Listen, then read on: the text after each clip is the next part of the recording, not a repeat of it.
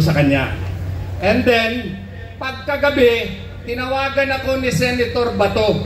Sabi ni Senator Bato, Bobet, kami kasi ni Senator Bato, magka-probinsya kami, pareho kaming Davao del Sur. Bata pa lamang ako, kilalanan niya ako hanggang naging abogado. Sabi niya, Bobet, please, prepare a petition for certiorari for me. And then tinawagan ko si Attorney Martin Delgra. Sabi niya, Bet, pwede i-draft na lang. So, nag-draft ako. Tulong din ng aking mga kaibigang, mga kasamang abogado po sa opisina ko. Kasi po, din ako ng law school. Yung mga kasama ko po, mga professor po ng eskwelahan.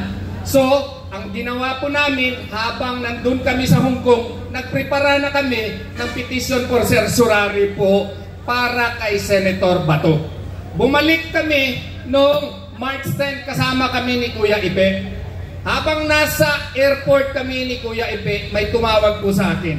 Ang request po ay baka pwede isama na si Presidente Rodrigo Duterte. Eh gabi na yun, towards 10 o'clock to 11 o'clock.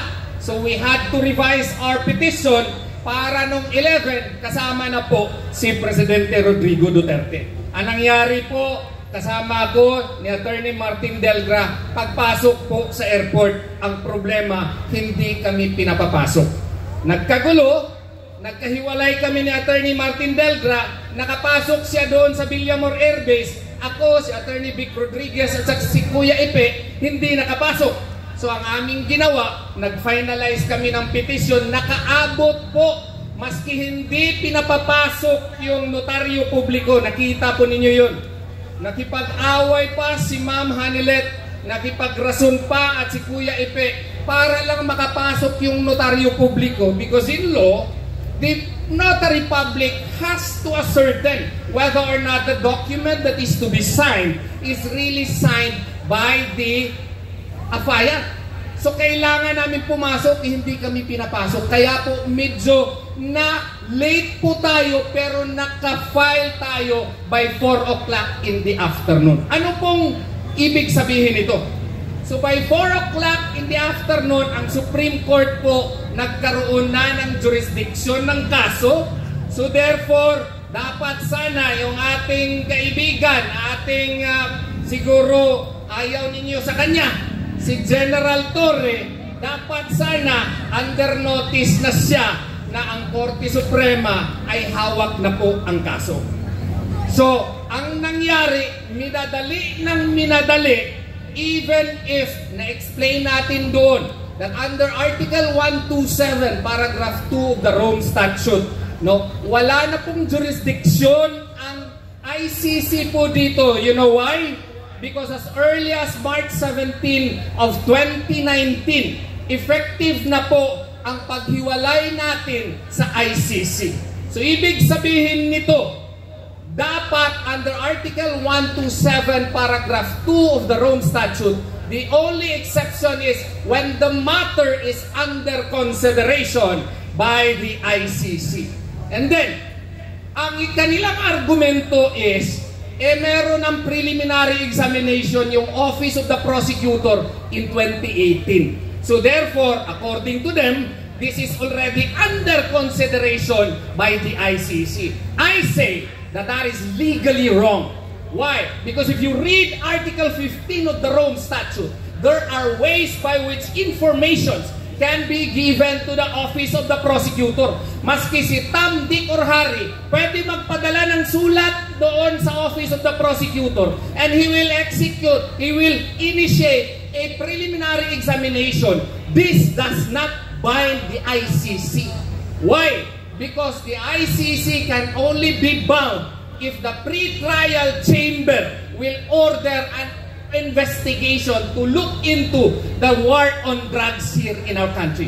And when did the ICC do that? September of 2021. 2 years after we are already out of the ICC. Kaya nga, simple po yan masyado. Hindi ko maintindihan. Ating mga experts dito sa ating bansa ay iba po ang sinasabi.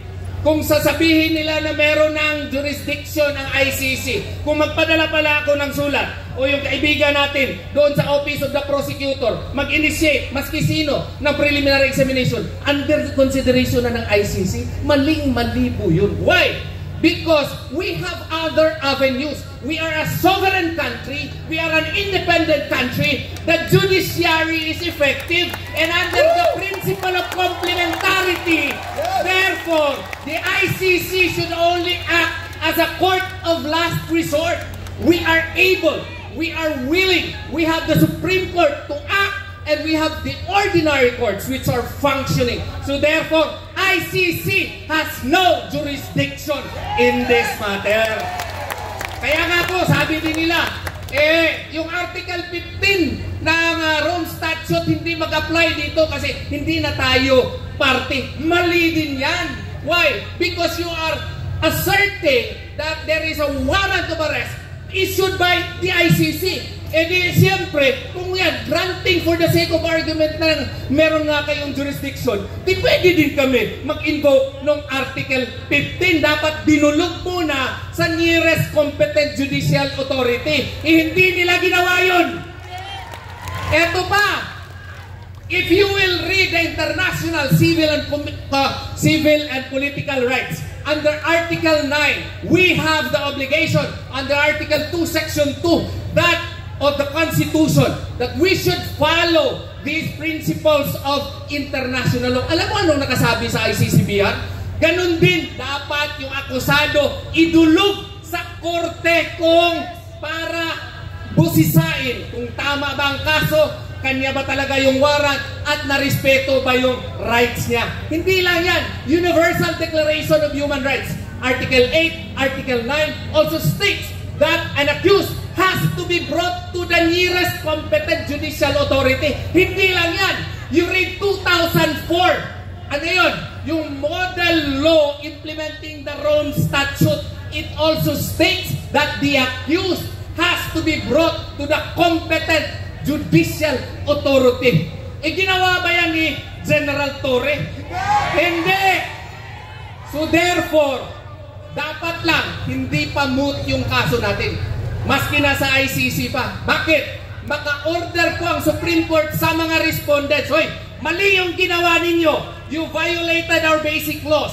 You violated the Universal Declaration of Human Rights. You violated Article 59. You violated the ICCPR. You violated the Comprehensive Model Law. So therefore, you should make proper manifestations doon sa ICC to oust the jurisdiction of the ICC. Di ba tama yun?